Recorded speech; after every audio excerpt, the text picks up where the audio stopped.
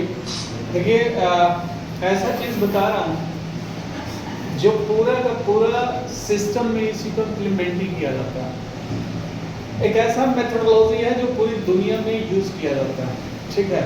वो किस लिए किया जाता है कि प्रोसेस को, जो हमारे प्रोसेस चल रहे हैं उसको मजबूत करने के लिए, अच्छा एक्शन प्लान लेने के लिए, कंटिन्यूअल इम्प्रूवमेंट के लिए ये हम पीडीसीए का यूज करते हैं। पीडीसीए मेथोडोलॉजी हमारे इंडस्ट्री में लीन सिक्स सिग्मा में, चाहे लीन में सब जगह यूज होता है। और बात करें तो आईएसओ और आईएफटीएफ 16949 2016 में भी पीडीसीए अप्रोच है। पीडीसीए अप्रोच को ना बिल्कुल मैंडेटरी कर दिया गया, मतलब अनिवार्य ही है।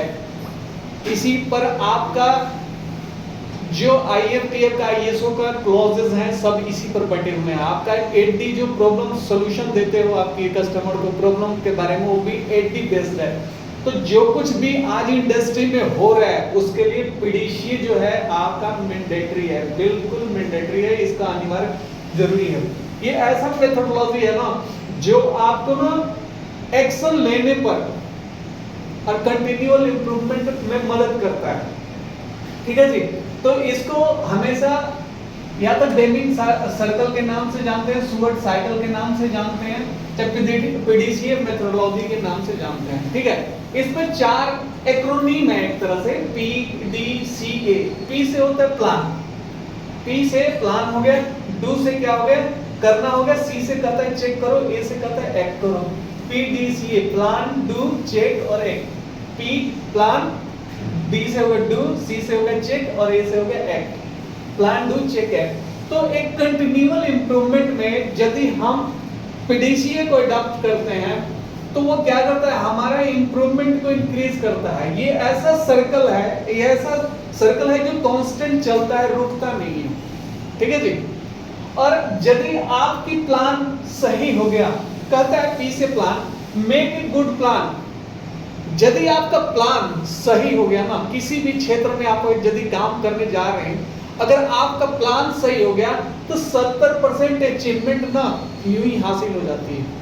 अगर आपकी योजना सही ढंग से मजबूत बन गई, सही ढंग से आपने चीज को बना लिया, तो वो क्या 70% इंप्रूवमेंट जो है ऑलरेडी आप अचीव कर लेते हो। बाकी क्या करना होता है, उसको इंप्लीमेंट करना होता है। जैसे आपने कोई प्लान बनाया, उस प्लान को क्या करना होता है, इंप्लीमेंट करना होता है।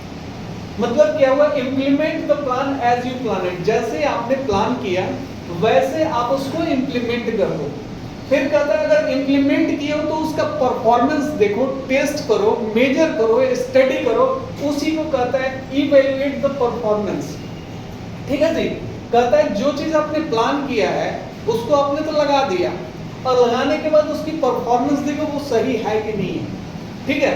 कहता है यहाँ पर कि मान लीजिए एक छोटा सा आपने बीज लगाया, ठीक है। बीज आपने सोचा कि चलो सावन का महीना आने वाला है, आम की गुठली रखा हूँ, नीम का पेड़ लगाना है मुझे, आंवला का पेड़ लगाना है मुझे। आपने क्या किया, वो प्लान बना लिया, वो सारा कुछ बीज, अच्छा ग्रेड का बीज भी ले आए, वो सारा कुछ रख लिया। उसके बाद आपने क्या किया, उसको रोप दिया, नीचे जमीन में उसको डाल दिया। तो आप उसके बाद चेक करोगे ना 4 दिन 5 दिन 6 दिन के बाद कि वो बाहर निकला कि नहीं निकला, क्यों बढ़ क्यों नहीं रहा है, वो उसमें और क्या क्या चीज चाहिए। जो आपने प्लान किया उसके अनुसार उसकी परफॉर्मेंस, उसकी आउटपुट आ रही है कि नहीं आ रही है। अगर आ रही है तो उस पर आप कंटिन्यू ध्यान रखिए। यही कहता है पीडीसीए, ठीक है जी। बिल्कुल सिंपल भाषा में, कोई भी चीज अगर प्लान किया जा रहा है, प्लान दिया जा रहा है, तो उसको सही तरीके से प्लान को योजना बनाना है, योजना बनाकर उसको सही तरीके से इम्प्लीमेंट करना है, इम्प्लीमेंट करने के बाद उसकी इफेक्टिवनेस स्टडी करना है, रिजल्ट को मेजर करना है कि मुझे 100% चाहिए था, 100% मुझे रिजल्ट चाहिए था, 60% ही क्यों है, क्या कारण रह गया कि जिसके कारण ये इतना कम आया। तो 40% अगर कम आया तो उसके लिए हमें फिर से स्टेप लेना होता है। इसी को पीडीसीए कहते हैं, ठीक है। पीडीसीए कहता है, एक बहुत सुंदर बात कहता है इसमें कि देयर इज नो स्टैंडर्ड। जहां पर अगर कोई स्टैंडर्ड नहीं है वहां पर इंप्रूवमेंट नहीं है। बात समझिएगा आप, मेरी बात क्या है। हमारे पास क्या है, ये पीडीसीए जो है, पीडीसीए हमें क्या बात करता है, एक्शन प्लान के बारे में बात करता है। पीडीसीए क्या बात करता है, एक्शन प्लान के बारे में बात करता है। एक्शन प्लान बोले तो रोड मैप, बारे में बात करता है। ठीक है जी। अब रोड मैप क्या है? अब कह रहा है कि मेरे पास ये 4-5 ऑब्जेक्टिव है, ये हमारा उद्देश्य है। क्या उद्देश्य है? ग्राहकों की शिकायत को कम करना, सब ठीक है। हमारे पास महीने में 30 कस्टमर कंप्लेन आ रहे हैं, 30 कस्टमर कंप्लेन आ रहे हैं, 30 क्वालिटी इशू आ रहा है। किससे? फ्रॉम कस्टमर से। तो हमने क्या टारगेट बनाया कि एक काम करते हैं 30 को ना अब 20 कर देते हैं। हमें 20 चाहिए। हमें विद इन 2 महीना में 60 डेज में मुझे 10 कंप्लेन कम करना है। तो आपने प्लान कर लिया, ठीक है, आपने प्लान कर लिया कि भैया 30 आया है, अब मुझे 20 चाहिए। तो 20 के लिए हमने प्लान कर लिया। उस प्लान को फिर हमने क्या किया? प्लान कैसे किया कर, उसके लिए हमने पोकाइपर लगा दिया, उसके लिए अपने बंदों को ट्रेनिंग दे दिया, उसके लिए छोटा सा अपने काइजन इंप्रूवमेंट कर दिया, लगा दिया, ताकि ये पार्ट में प्रॉब्लम ना आए। प्लान तो किया आपने, फुल प्रूफ भी लगाया, काइजन भी लगाया, 5S भी लगाया, तो यार मैकेनिज्म लगा दिया, प्लान करके दे दिया। फिर उसको आपने चेक किया कि जो मैंने पोकायोका लगाया था इस पार्ट के लिए 10 मुझे कस्टमर कंप्लेंट कम करना है, उसके लिए क्या मेरा इम्प्लीमेंटेशन सही है? और रोज जाके पोकायोका का इफेक्टिवनेस चेक कर रहा है, जो काइजन बनाया है उसका इफेक्टिवनेस चेक हो रहा है कि नहीं हो रहा है। तो वो रिजल्ट का स्टडी या परफॉर्मेंस स्टडी यहाँ होगा। तो फिर क्या होगा कि आप अगर सही है, आपने 10 कंप्लेन को, क्वालिटी इश्यू को, चाहे कंप्लेन को कम कर लिया, तो फिर आपने कहोगे यार 20 था, अब इस महीने आने वाले अगस्त में मुझे अब 10 कस्टमर कंप्लेन चाहिए। फिर उसके लिए मुझे क्या क्या योजना करना है, 10 शिकायत पर करना है। तो उसके लिए फिर से आपने स्टडी किया, अपने को प्लान बनाया ढंग से, उसको इम्प्लीमेंट किया, फिर उसका स्टडी को चेक किया। अगर कभी कभी होता है कि परफॉर्मेंस उस लेवल पर नहीं आता है, तो फिर क्या होता है, हमें नेक्स्ट स्टेप क्या है, एक्ट करना होता है, फिर उस पर काम करना होता है। तो इसी तरह से ऑब्जेक्टिव को हम, चाहे इंटरनल कस्टमर कंप्लेंट को, पीपीएम को, या हमें 100% आउटपुट को, इसी तरह से प्लान करते हैं और इसी तरह से आउटपुट लेते हैं। ठीक है। यहाँ पर एक और चीज आपको बता दूं, अगर हमने 30 कंप्लेंट को, क्वालिटी इश्यू को 10 तो कर दिया, लेकिन इस 10 इश्यू को सस्टेन करना बहुत जरूरी होता है। मान लीजिए क्या हुआ कि मेरा 80 केजी वेट था, मेरे शरीर का 80 केजी वेट था। मैंने क्या किया, योगा किया, सुबह जाके जिम गया, खूब सुबह जाके दौड़ा धूपा, मैंने वजन अपनी 65 केजी का कर दिया। मैंने क्या किया, 15 केजी वेट घटा लिया। तो एक समय तो मेरा आज के डेट में 65 केजी हो गया, मैं फिट हो गया, लेकिन मैंने वर्कआउट छोड़ दिया, जिम जाना छोड़ दिया, सुबह दौड़ना छोड़ दिया, तो धीरे धीरे ये 65 केजी फिर 85 केजी हो गया। तो मेन चीज क्या है, पीडीसीए कहता है, अगर पीडीसीए आपने लगा दिया, प्लान कर दिया, डू कर दिया, चेक कर दिया, एक्ट भी कर दिया, तो एक्ट में एक चीज करना है, स्टैंडर्डाइज करना है, जो 6 जो आपका हाउस कीपिंग में बताता है, 5S में बताता है, लास्ट वाला सस्टेन करना। सस्टेन का मतलब होता है कि अगर हमने 10 कंप्लेन कर दिया तो 11 नहीं होना चाहिए, 30 नहीं होना चाहिए। मैंने 65 अपना वजन कम कर दिया 15 केजी, तो ये फिर जाकर 85 केजी 80 केजी नहीं होना चाहिए। उसके लिए हमें सस्टेन करना है। जब हमने लेवल को अचीव कर लिया, एक लेवल को अचीव कर लिया, तो ऐसा नहीं कि हम लूज पर जाएं, ढीले पर जाएं।